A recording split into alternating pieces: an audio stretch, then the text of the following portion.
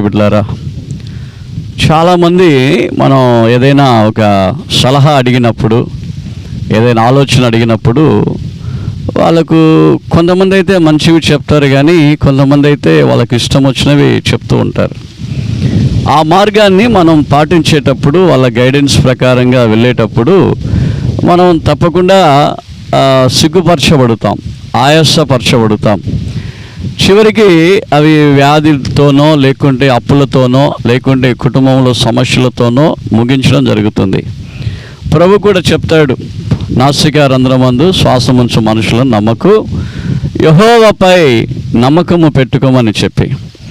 కానీ పరిశుద్ధాత్మ దేవుడు బైబిల్లో రాసిపెట్టిన ఒక మాటను మనం చూస్తూ ఉంటే, ఏ మనుషులు చూపించిన మార్గము కూడా అది ఆయాసకరమే, వ్యర్థము వ్యర్థము వ్యర్థము. నీ సొంత ఆలోచనలు, నీ సొంత మార్గములు, లేకుంటే ఇతరులు చూపిన మార్గములన్నీ కూడా వ్యర్థము, గమ్యస్థానానికి చేరుకోలేవు. కానీ ప్రభువారు చూపించే మార్గము మాత్రమే. వాక్యం సెలవిస్తుంది, యెహోవా చూపించే మార్గములు సత్యము. ఆ సత్యమైన మార్గములో మీరు నడుచుకోండి. నేనే మార్గము, సత్యము, జీవము, నా వలన తప్ప ఎవరు తండ్రి యొద్దకు రారని ప్రభు చెప్తా ఉన్నాడు.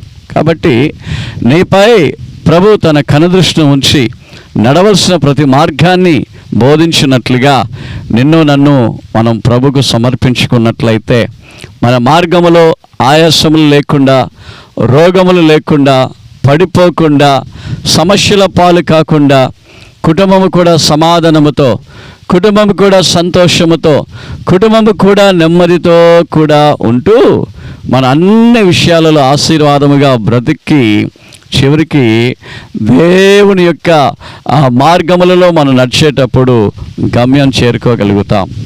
ఈ యొక్క విషయాన్ని చాలామంది తెలుసుకోకుండా తన సొంత ప్రయాసము చేత ఆయాసపడుతున్నారు.